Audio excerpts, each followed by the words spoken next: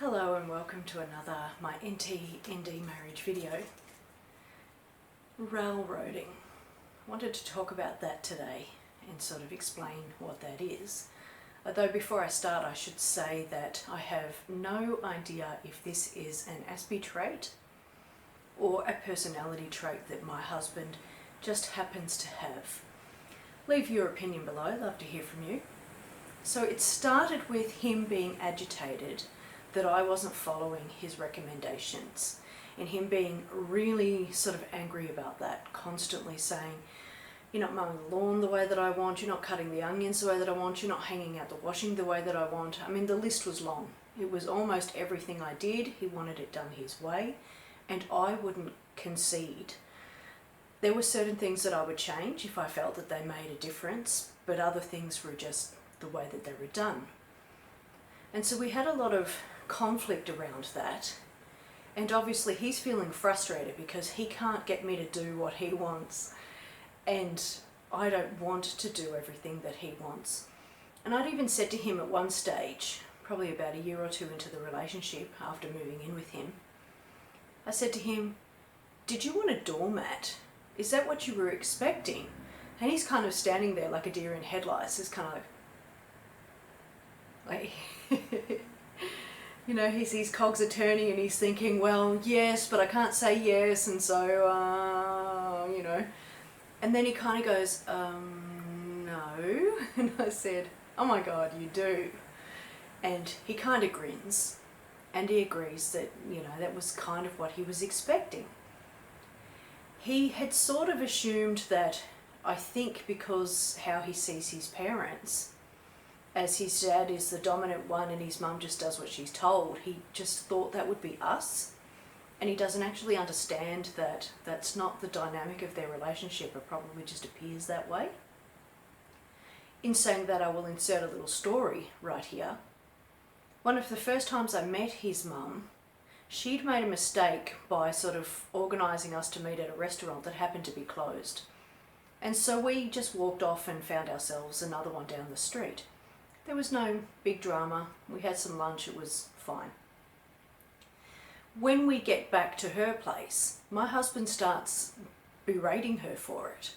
And I kind of poke him in the side, zing, and go, don't speak to your mum that way. And she says to me, oh, that's okay. And I said, it's totally not okay. And she kind of grinned, you know, like it was probably the first time anybody had ever stood up for her. But I was sort of standing there thinking, the fact that your sons speak to you that way suggests to me that they've learned that this is okay and normal, even though I never actually ever witnessed the dad speaking to the mum that way, in saying that they do speak a different language. He could be saying something in Chinese and I'm not aware. But that was how that was going for him. So he had this idea that he could speak to his mum however he wanted. And I was like, yeah, nah, not really. So then he gets in a relationship with me and I guess he assumes this is how it's going to roll. And I was like, no. So we had a lot of conflict around that.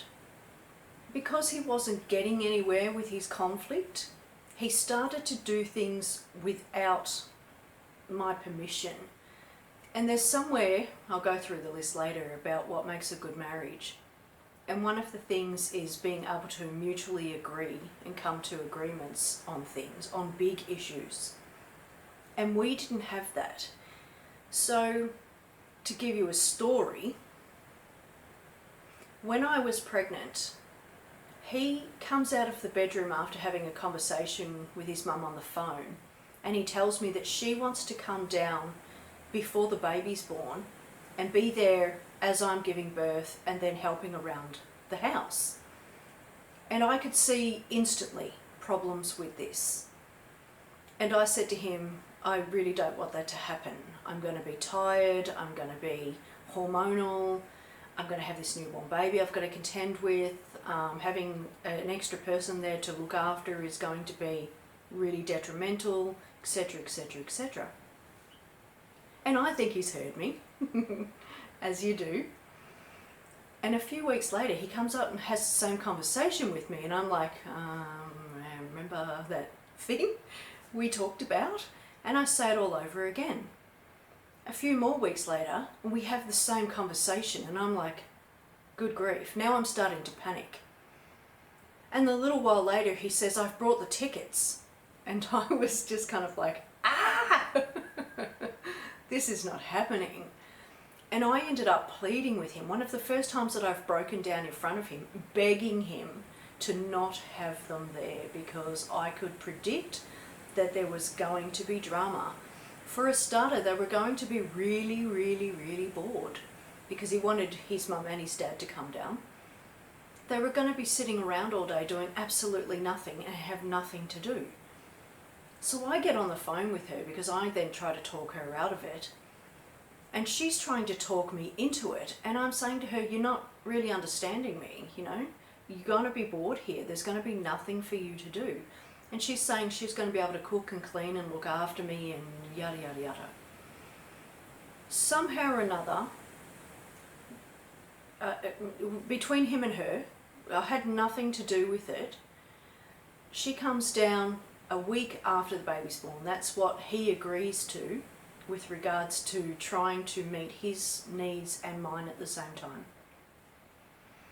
Long story short, what I predicted came actually true, like without 100%. They were really, really bored. They had nothing to do. His mum didn't cook or clean or actually look after me. She wasn't even making me cups of teas and things. She just kept walking around telling me the baby was crying every time the baby was crying, and I'm like, yeah, I can hear it. Thank you. Super irritating. So it turned out to be this really problematic visit that got cut short because of lots of emotions and fallout and such. And we were lucky that it didn't wreck the relationship, because it certainly had the potential to do so. And so I assume that he can see that my predictions of the future were 100% accurate. I know what I'm talking about. Let's listen to her after this. No such luck. From then on, we kept having these situations where he would just go ahead with things. He would sort of tentatively tell me that he had these plans. I would tell him I don't think it's a good idea and give him a whole manner of reasons and predictions of the future as to why it wouldn't be a good idea. He'd go and do it anyway, and my predictions would come true, and the shite would hit the fan, as they say. And this just kind of kept going. It was never a situation where he sort of thought to himself, hey, she keeps accurately predicting how this is going to go, and it goes exactly the way that she says. Maybe I should pay attention. And it's really interesting too, because when he plans for something like a holiday, he plans for every possible thing that could go wrong, trying to have everything under control so that should anything go wrong, he's got it sorted and he can handle it and all will be well.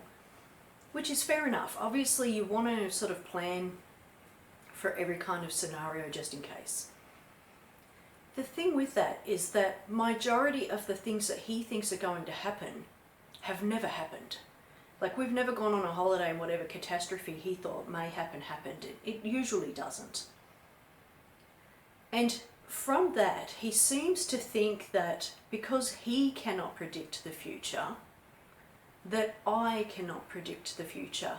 Even though proof is in the pudding, we've seen that his predictions don't come true. We've seen that my predictions do.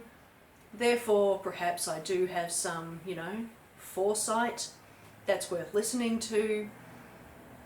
No. It doesn't work that way. And interestingly enough, one of the autism experts has said that autistic people do struggle with the NT's ability to predict the future because they cannot see it. They can't fathom that somebody else could, which is fascinating. I mean, so accurate. Another railroading situation was the moving here into this big house after selling my smaller house.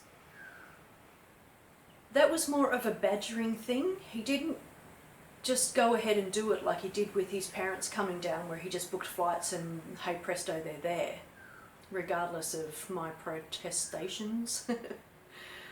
This was badgering and badgering and badgering and badgering until eventually I sort of said, all right then.